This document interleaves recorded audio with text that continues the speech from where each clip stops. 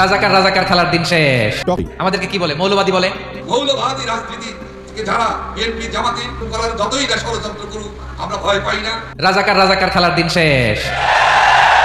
মুক্তিযোদ্ধার সন্তান নাতিপুতিরা কেউ মেধাবী না, যত রাজাকারের বাচ্চারা নাতিপুতি হলো মেধাবী, তাই না? মন মতো হইলে মুক্তিযোদ্ধা, মন মতো না হইলে রাজাকার। এই দিন শেষ, ওই দিন আর নাই। এই কার্ড দিয়ে আর খেলার দিন নাই। এগুলো মানুষ আর খায় না এখন, এগুলো গিলে না আর। সাধারণ মানুষ বড্ড সচেতন। কি সরকার আছে? সরকারকে পালাতে বলে। লাভালাভি বেশি করবা না, 12 কোটিতে গাছের গোড়া আসতে নানা দেবে, মামু বাড়ি দিল্লি গিয়ে পড়বা। বাংলাদেশ থেকে পালিয়ে যাওয়া সাবেক প্রধানমন্ত্রী শেখ হাসিনাকে সাময়িকভাবে থাকার অনুমোদন দিয়েছে নয়াদিল্লি। দেখেন, কালের বিবর্তনে, সময়ের আবর্তনে একই পরিক্রমা। আমাদেরকে ট্যাগিং করে, আমাদেরকে মৌলবাদী বলে, ব্যাকডেটেড বলে, রাজাকার বলে, জঙ্গি বলে, যুদ্ধাপরাধী বলে। আছে না এরকম? ওয়াসবির আলা মা ইয়াকুলুন, নিজের সাথে মিলায় নেন। যা বলে ধৈর্য ধারণ করো। ওয়াহজুরহুম হাজরান জামিলা, জাস্ট ইগনোর দেন, ভালোভাবে ইগনোর করেন, খালাস, সালাম দিয়ে কেটে পড়েন। তাহলে প্রিয় ভাইরা, এই বিপদ আপদ আমাদের পিছু ছাড়বে না, পিছু ছাড়বে না। নবীদের পিছু ছাড়ে নাই, আমরা কোথায়? আমরা আর কি? বিপদ আমাদেরকে ধৈর্য ধারণ করতে হবে, মনোবল হারাইলে হবে না। দেখেন বিষ্ণুনবী কিভাবে আপনাদেরকে সান্ত্বনা দেয়। বিষ্ণুনবী বলেন, আজাবান লি আমরিল মুমিন, মুমিনের ব্যাপারটা বড় আশ্চর্যজনক। ফাইন্না আমরাহু কুল্লাহু লাহু খাইর, মুমিনের জীবনে যা ঘটে সবটাই খাইর, সবটাই কল্যাণ। ইন আসাবাতহু সাররাউ শাকারা ফাকানা খাইরাল্লাহ ওয়া ইন আসাবাতহু দাররাউ সাবারা ফাকানা খাইরাল্লাহ। মুমিনের জীবনে যদি সুখ আসে তাহলে মুমিন শুকরগুজার হয়, এটা তার জন্য ভালো। আর যদি মুমিন জীবনে দুঃখ আসে তাহলে সে সবর ইখতিয়ার করে, এটাও তার জন্য ভালো। সুবহানাল্লাহ। তাহলে দেখেন, আমরা হয় সুখে থাকি নয় দুঃখে থাকি, ঠিক না বলেন? তাহলে সুখের সময় আমরা শুকর করি, কি করি? শুকরগুজার হই। শুকরিয়া করাও একটা ইবাদত, শুকরিয়া করাও কি? আর দুঃখের সময় আমরা সবর করি, সবর করাটাও একটা। তাহলে আমাদের পুরো জীবনটাই ইবাদত, পুরো জীবনটাই। সুখের সময় শুকর আর দুঃখের সময় সবর। আওয়াজ করে বলেন, সুখের সময় শুকর আর দুঃখের সময়। এই দুই ইবাদত মুমিন জীবনে চলমান, কন্টিনিউয়াস, একটা উইন উইন সিচুয়েশন। কি বলেন? উইন উইন হয়ে গেল না? যেই পরিস্থিতিতেই থাকে আমাদের জন্য লাভ। আল্লাহু আকবার। তাহলে প্রিয় ভাইরা, এটাই জীবনের বাস্তবতা। সবর আমাদেরকে ইখতিয়ার করতে হবে, হতাশ হওয়া যাবে না। অনেকে আমরা অল্পতে হতাশ হই। এই যে আমরা ধৈর্য ধারণ করছি, এর ফল পাচ্ছি না। দীর্ঘ দেড় দশক ধরে ধৈর্য ধারণ করছেন না আপনারা?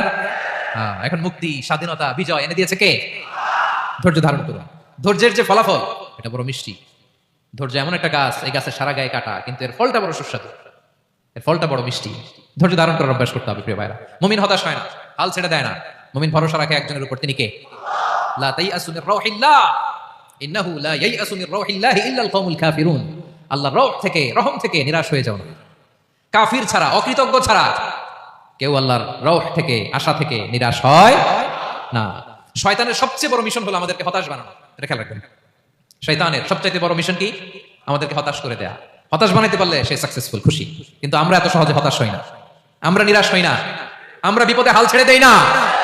আমরা ভরসা রাখি এক মহান সত্তার উপর, তিনি কে? মনে থাকবে, বিপদ আসলে ভেঙে পড়বেন, ভিসা না হইলে কান্নাকাটি শুরু করবেন, ব্যবসায় লস হইলে হাউমাউ, দেশ থেকে কোনো দুঃসংবাদ আসলে হতাশ হবেন, ভেঙে পড়বেন। ধৈর্য ধারণ করবো আমরা। আওয়াজ করে বলেন, আমরা কি করব? সবর। বিপদ ট্যাকেল দেওয়ার প্রথম স্টেপ হচ্ছে সবর। ধৈর্য ধারণ করতে হবে। অবশ্যই সাবিরিন, ধৈর্যশীলদেরকে সুসংবাদ দাও। বিপদ থেকে বাঁচার দ্বিতীয় স্টেপ হচ্ছে এই বিপদ থেকে উত্তরণের চেষ্টা করতে হবে। কন্টিনিউয়াস প্রচেষ্টা চালিয়ে যেতে হবে। ওয়াল্লাযীনা জাহাদু ফিনা লানাহদিয়ান্নাহুম সুবুলানা, যারা আমার রাস্তায় চেষ্টা করে, প্রচেষ্টা করে, স্ট্রাগল করে, তাদেরকে আমি পথ দেখিয়ে দেই, সুবুল দেখিয়ে দেই, ওয়ে আউট দেখাই দেই, এক্সিট দেখাই দেই। কোথাও আটকাবেন না আপনি, আপনাকে এক্সিট দেখাই দিবে কে? মালয়েশিয়াতে কেলুয়ার বলে না, কেলুয়ার কি বলে চেনেন? কেলুয়ার মানে কি? এক্সিট। এক্সিট পেয়ে যাবেন, আটকাবেন না আপনি জীবনে কোথাও। 3 নাম্বার, আল্লাহর উপর তাওয়াক্কুল করতে হবে বিপদ আসলে। ওমান ইয়াতাওয়াক্কাল আলাল্লাহি ফাহুয়া হাসবুহ, আল্লাহর উপর যে তাওয়াক্কুল করে আল্লাহ তার জন্য যথেষ্ট হয়ে যায়। তাহলে বিপদে প্রিয় ভাইরা আমরা প্যানিক হব না, ধৈর্য ধারণ করব, বিপদ থেকে উত্তরণের সর্বোচ্চ প্রচেষ্টা চালিয়ে যাব, আর ভরসা রাখবো একজনের উপর, তিনি কে? আর বিপদ আসলে এটাকে নেগেটিভলি নেবেন না সবসময়। বিপদ আপদ এটা অনেক পজিটিভ, ভালো জিনিস আমাদের জীবনে বয়ে নিয়ে আসে। শাইখুল ইসলাম ইবনু তাইমিয়া আলাইহি রাহমা, উনি বলতেন, খুব দামি কথা, খুব হেভি ওয়েট কথা, মনোযোগ দিয়ে শুনুন। তিনি বলতেন, যে নিয়ামত তোমাকে আল্লাহ থেকে দূরে সরায়, ওই নিয়ামতের চেয়ে বিপদ ভালো যে বিপদ তোমাকে আল্লাহর দিকে ধাবিত করে। আই রিপিট, আমি আবার বলি, যে নাজ নিয়ামত তোমাকে আল্লাহ থেকে দূরে সরিয়ে দেয়, সে নাজ নিয়ামতের চেয়ে ওই বিপদ আপদ ভালো যে বিপদ আপদ তোমাকে আল্লাহর কাছে টেনে দেয়। তাহলে বিপদ আপদ আসলে আপনি হতাশ হবেন? আর কখনো দুঃখ করবেন? মোয়ারের ভাইরা, আর মন খারাপ করবেন? আপনি খেয়াল করে দেখেন, বিপদ আসলে আমরা আল্লাহরে ডাকি বেশি। যখন অসুস্থ আপনি খেয়াল করেন তো, আল্লাহ আল্লাহ তুমি সারা বাঁচানোর কেউ নাই, আল্লাহ আল্লাহ তুমি হেফাজত করো, আল্লাহ তুমি সুস্থ করে দাও। যখন লাইফ থ্রেট, দেখেন আপনি গুম হয়ে যেতে পারেন, আপনার কারাবন্দি করতে পারে, এরকম একটা বিপদের মধ্যে আছেন, তখন খেয়াল করেন তো আল্লাহর সাথে আপনার কানেক্টিভিটি, রিলেশনশিপটা কতটা ডেভেলপ হয়। কারণ বিপদে পড়লে আমরা আল্লাহরে ডাকি বেশি। তাহলে বিপদ আপদেরও কিছু পজিটিভ সাইড বা দিক আমাদের জীবনে আছে না নাই? অনেক পজিটিভ দিক আছে, কয়েকটা শেয়ার করি। 1 নাম্বার আল্লাহ, 1 নাম্বার পজিটিভ সাইড তো বললাম, ইমাম ইবনে তাইমিয়া যেটা বললেন। এরপরে হচ্ছে মাঝে মাঝে আল্লাহ তাআলা আমাদের মর্যাদাকে আপগ্রেড করতে চায়, এলিভেট করতে চায়।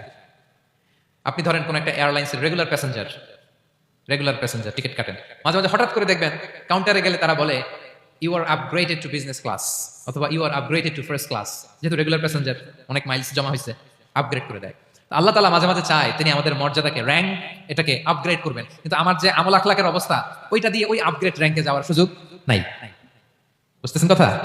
আল্লাহ চায় আমার লেভেল একটু আপ করতে, কিন্তু আমার আমলের যে অবস্থা, এতে আমি ওখানে যাই না। তখন আল্লাহ কিছু বিপদ আপদ দিয়ে, পরীক্ষা দিয়ে বান্দাকে টেস্ট করে। ওই পরীক্ষায় যদি উত্তীর্ণ হন, সাথে সাথে আল্লাহ তাআলা আপনার লেভেল বা র্যাঙ্ক আপগ্রেড করে দেয়।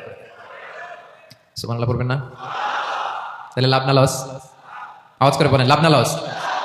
মুমিন জীবনের সব লাভ, যত বিপদ আপদ আপনাকে স্পর্শ করে, প্রতিটাতেই আপনার জন্য কল্যাণ। বিষ্ণু ইসলাম বলেন, মা ইউসিবুল মুসলিমা মিন নাসাবিন ওয়ালা ওয়াসাবিন ওয়ালা হাম্মিন ওয়ালা হুজনিন ওয়ালা আযান ওয়ালা গাম্মিন হাত্তা শাওকাতি ইউশাকুহা ইল্লা কাফারাল্লাহু বিহা খাতায়া।